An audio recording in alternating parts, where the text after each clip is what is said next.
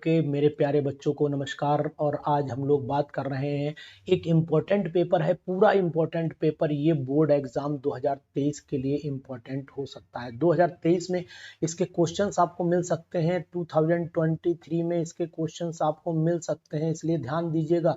ये पेपर आपको सॉल्व करना है, सैंपल पेपर है ये। इस सैंपल पेपर को आप लगा लीजिए।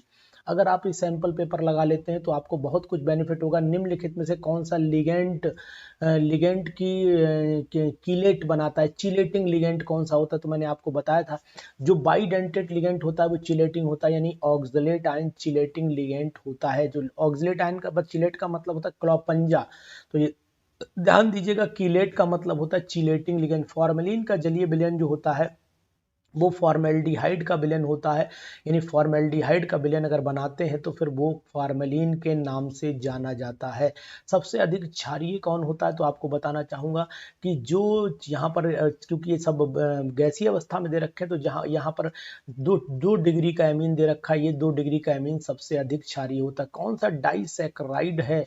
तो आपको बता देता हूँ, ये मोनोसैकराइड है, ये मोनोसैकराइड है, ये मोनोसैकराइड है। ये सुक्रोज जो होता है, सुक्रोज जिसे चीनी बोलते हैं आप, ये आपका डाइसैकराइड में आता है। तो बहुत इंपॉर्टेंट। हीलियम गैस का वायु स्रोत क्या है? हीलियम गैस का वायु स्रोत आपको पता होना चाहिए कि हीलियम कहाँ से मिलती है। हीलियम मिलती है वायु से मिलती है, यानी हीलियम का जो गैस का मुख्य स्रोत होता है वो वायु होती है।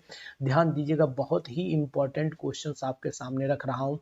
प्राकृतिक गैस नहीं होगा, नेचुरल गैस से नहीं मिलता, हीलियम वायु से मिलता है।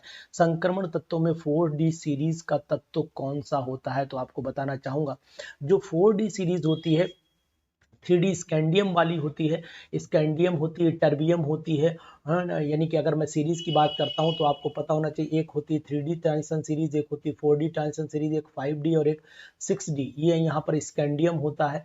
यहाँ पर चले आइए, टर्बियम होता है, ये लैंथनम से होता है, और ये एक्टिनियम से शुरू हो जाती है। तो आपको यहाँ 4D श्रेणी का तत्व आता है 37A या 47B या फिर 57C या फिर 30D। तो मैं आपको यहाँ बताना चाहूंगा कि संक्रमण तत्वों में 4D सीरीज श्रेणी का तत्व जो आना चाहिए मेरे हिसाब से, वो आपका 47B, 57 और यहाँ पे 57C आना चाहिए। 57 लेंथेनम जो होता है वो ये आना चाहिए। तो यही हमारा सॉरी 4D, ये तो हो गया, ये हो गया आपका 5D का हो गया, ये आपका 5D का हो गया, सॉरी ये 5D का हो गया। और अगर आप 37 की बात करते हैं तो मुझे लगता है कि 37 जो होता है वो 37 होना चाहिए मेरे हिसाब से, यही। क्योंकि भाई 3D में स्कैंडियम 31 वाला आ जाता है, यही आएगा फिर, यानी कि 37A होना चाहिए। उत्कृष्ट गैसों के अक्रिय होने का कारण निम्नलिखित कारण लिखित तथा क्विलाइट खनिज में पाए जाने वाली उत्कृष्ट गैस का उपयोग बताइए। इस क्वेश्चन को करिएगा, लिखने वाला क्वेश्चन है। तो ये मैं आपको बताऊंगा कि सल्फ्यूरिक अम्ल का एक सल्फ्यूरिक अम्ल को ब्राउनी गति किसे कहते हैं? ब्राउनी गति वाला क्वेश्चन कर लीजिए। इंपॉर्टेंट क्वेश्चंस हैं बोर्ड के लिए। मोल प्रभाव से आप क्या समझते हैं? ये क्वेश्चन आ सकता है, तो इसको ध्यान में रखिएगा। बेंजिल क्लोराइड से NN डाई मेथिल फेनिल मेथिनमीन का निर्माण कैसे करेंगे? तो ये निर्माण की रासायनिक समीकरण आपको लिखनी, बेंजिल क्लोराइड से करनी। बेंजिल क्लोराइड का फार्मूला आपको पता होना चाहिए कि बेंजिल क्लोराइड जो होता है, आपको बता देना चाहते हैं कि C6H5CH2Cl होता है, ये बेंजिल क्लोराइड होता है। ध्यान दीजिएगा, बेंजिल क्लोराइड है ना, एक बेंजल होता है, बेंजल एक बेंजिल होता है, ध्यान दीजिएगा। तो इस चीज पर आपको ध्यान देना पड़ेगा अगर ऐसे क्वेश्चंस आपको करने हैं। सेटजब नियम का उदाहरण सहित समझाइए। तो सेटजब नियम को भी उदाहरण सहित, ये क्वेश्चन लिख लीजिए, कॉपी निकाल लीजिए, उस पर लिख लीजिए, और जब आप मुझे मिलिएगा या मुझसे व्हाट्सएप पर, या फिर आप ये समझ सकते हैं कि इस पे इनबॉक्स में कमेंट डाल दीजिएगा, इन सभी का आंसर भी मैं आपको लिखवा दूंगा। अगर आप चाहते हैं इनका आंसर तो फिर इनका आंसर नोट कर लीजिएगा, मैं आपको इनके आंसर भी PDF की फॉर्म में लगा। नॉर्मलता मोलरता में क्या संबंध है? मोललता एवं मोल प्रभाज में क्या संबंध है? तो ये मैंने अभी आपको 3 इंपॉर्टेंट क्वेश्चंस बताए हैं, बट हालांकि 3 नहीं है, 6, 7, 8 क्वेश्चन है, लेकिन इन क्वेश्चंस को करिए।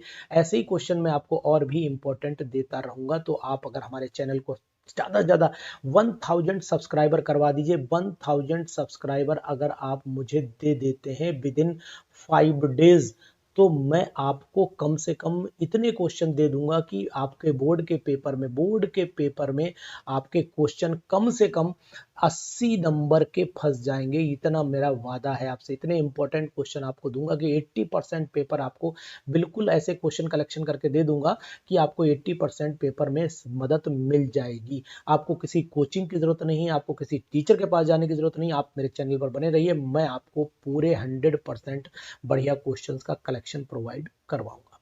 तो इस वीडियो को मैक्सिमम दोस्तों तक शेयर करिए, नए हैं तो सब्सक्राइब कर दीजिए, और अगर आप इंपॉर्टेंट क्वेश्चन चाहते हैं तो फिर एक इनबॉक्स में बढ़िया सा कमेंट जरूर डालिएगा, हम इंतजार जरूर करेंगे।